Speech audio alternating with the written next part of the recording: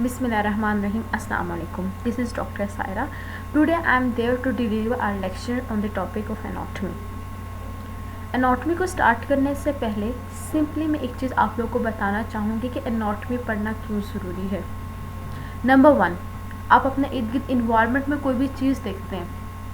Simple सी example है, आप एक मोबाइल देखते हैं। मोबाइल की डिफरेंट अपडेट्स होती हैं, डिफरेंट वर्जन्स होती हैं, डिफरेंट जो है लाइक हम बात करते हैं कोई आईफोन है, हवावे है, सैमसंग है, तो आपके देख इंटरेस्ट होता है, अच्छा ये मोबाइल क्या है, इसके क्या फंक्शंस हैं, इसके क्या फ़ीचर्स हैं। इसी तरह अगर हम बात करते हैं ह्यूमन बॉडी, आप अपने आँख के बारे में जानते हैं कि आप किस चीज़ से बने हुए हैं, कि एक इंसान कैसे बनता है, एक इंसान कैसे डेवलप होता है, कैसे बर्थ होती है, कैसे बेबी जो है वो एक जो है बेबी से अचानक अडल्ट की स्टेज आती है, अडल्ट से कैसे एक इंसान ओल्डर स्टेज में जाता है। तो ये डिफरेंट चेंजेस जो आ रहे हैं, ये एक्चुअल है क्या। आप जो है बैठते हैं, उठते हैं, खाते हैं, पीते हैं, मूवमेंट्स कर रहे हैं, आप सोच रहे हैं, कोई एक्टिविटी कर रहे हैं, एक्चुअली क्या है, बॉडी का क्या मैकेनिज़्म है, बॉडी का कौन सा पार्ट कौन सा फंक्शन कर रहा है।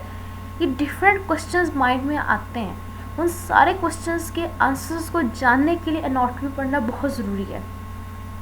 दूसरा, अगर हम बात करते हैं प्रैक्टिकली पॉइंट ऑफ व्यू से, अगर कोई भी स्टूडेंट है या कोई भी प्रोफेशनल फील्ड से लिंक है, चाहे वो MBBS से लिंक करता है, चाहे वो फिजियोथेरेपिस्ट हैं, चाहे वो रेडियोलॉजिस्ट हैं, चाहे वो लैब टेक्नीशियन है, न्यूट्रिशनिस्ट है, वट अगर उनको एनाटॉमी नहीं पता तो वो किसी भी पेशेंट को प्रॉपरली डील नहीं कर सकते, वो डायग्नोज नहीं कर सकते। जब तक आपको एक चीज़ की नॉर्मल फीचर्स ही नहीं पता कि वो किस से बनी है, वहाँ पे क्या स्ट्रक्चर है, क्या फीचर है, कैसे उसको डायग्नोस किया जा सकता है, कैसे उस पेशेंट को ठीक किया जा सकता है।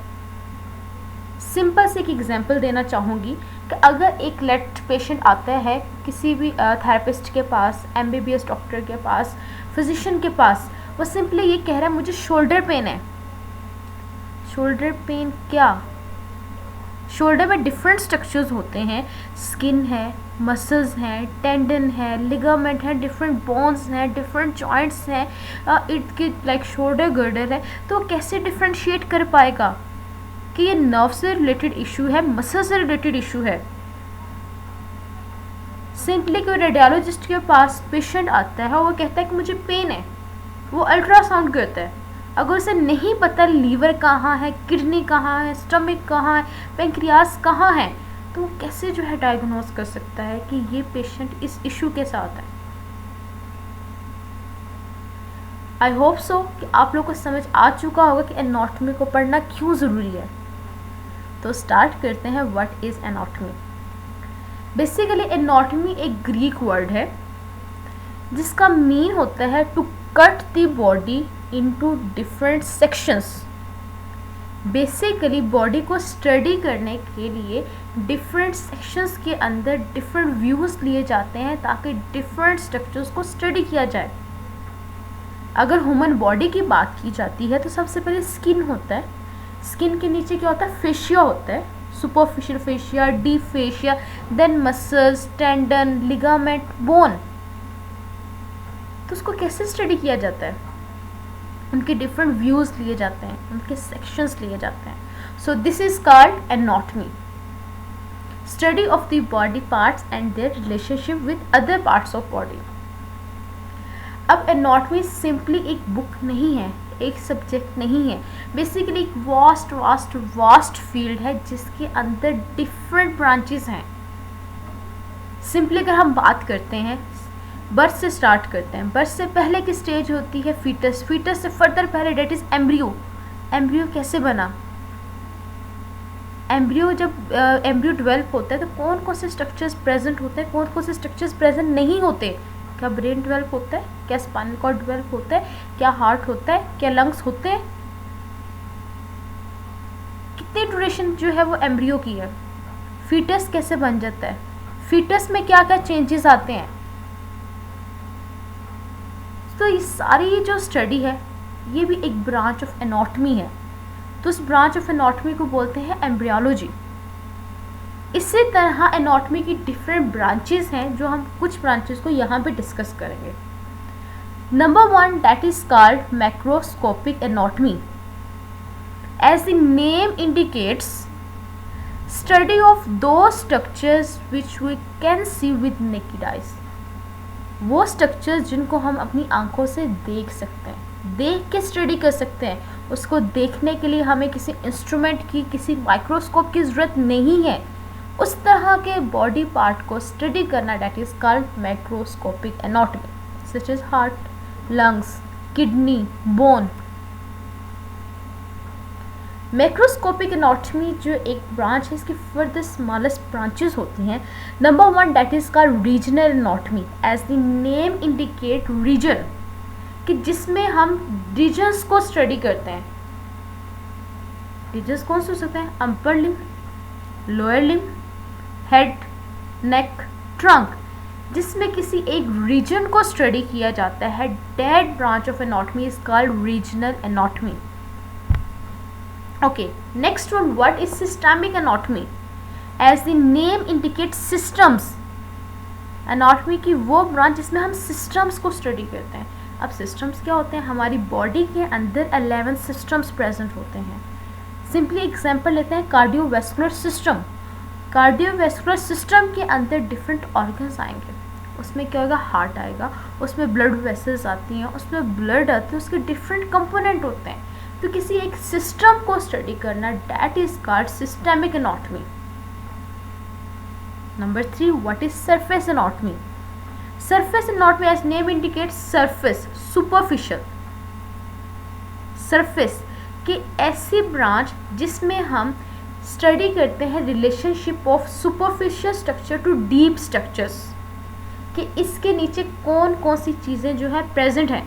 जैसे हम ह्यूमन बॉडी की एग्जांपल लेते हैं तो उसमें सबसे ऊपर क्या? स्किन है. स्किन की भी लेयर्स हैं.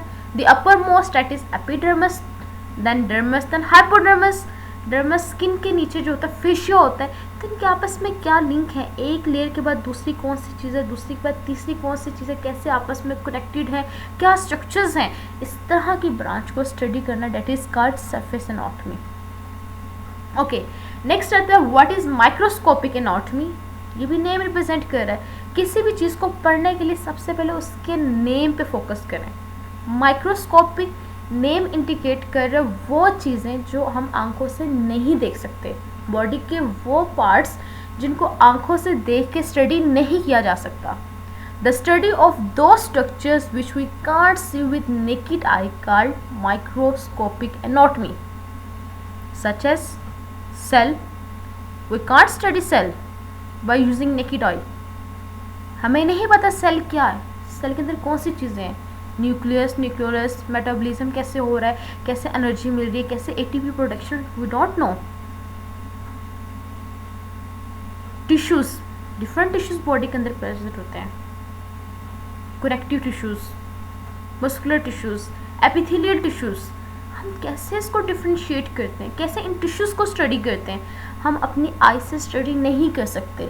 इन सब स्ट्रक्चर्स को स्टडी करने के लिए हमें किसी चीज़ की ज़रूरत है, that is called microscope. So this is called histology. Histology basically क्या होता है कि जिसमें माइक्रोस्कोप को यूज़ करके हम बॉडी के स्ट्रक्चर्स को स्टडी करते हैं, that is called histology.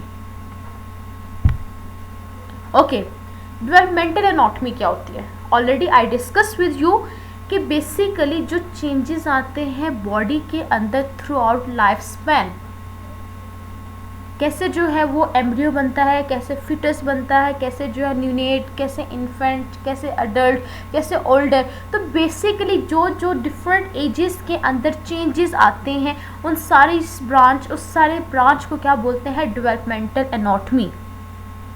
Developmental anatomy में एक ब्रांच होती है, that is called embryology. Embryology mean before birth. Before birth जो चेंजेस होते हैं, एम्ब्रियो कैसे बना, एम्ब्रियो के बाद फीटस में कैसे चेंज हुआ, फीटस के अंदर क्या स्ट्रक्चर्स बनते हैं, क्या स्ट्रक्चर्स की मैच्योरेशन होती है, कैसे जो है वर्क होता है, कैसे जो है बेबी ब्लड रिसीव करता है, न्यूट्रिशन रिसीव करता है फ्रॉम मदर. तो डिफरेंट जो चेंजेस होते हैं उनकी स्टडी करने को बोलते हैं embryology. Okay, next, what is physiology? Anatomy basically structures की स्टडी करना कि ये बॉडी का पार्ट किन चीज़ों से मिल के बना हुआ है, that is called anatomy. Physiology basically क्या होता है कि उन्हीं स्ट्रक्चर्स के फंक्शंस को स्टडी करना, that is called physiology. Next है कि एक ह्यूमन बॉडी कैसे डेवलप होती है। अगर ये क्वेश्चन सोचा जाए कि एक्चुअल क्या मैकेनिज्म है कि एक ह्यूमन बॉडी जो है डेवलप होती है, तो बेसिकली सिंपली एक एटम होता है, डिफरेंट एटम्स कंबाइन करते हैं, डेट फॉर्म मॉलिक्यूल्स।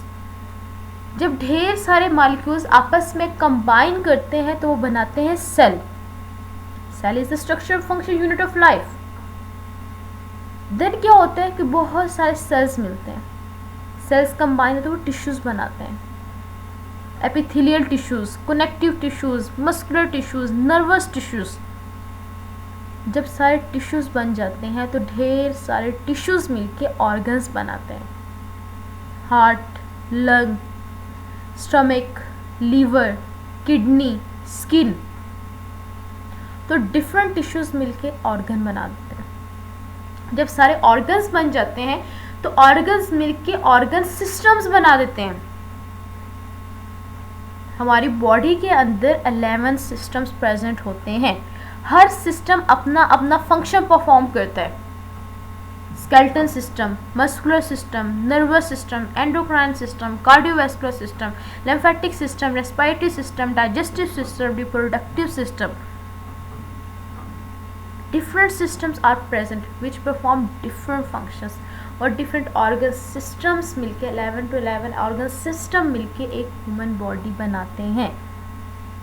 और वो system, वो organ, वो tissues, वो cells different functions perform करते हैं। I hope so you like my video।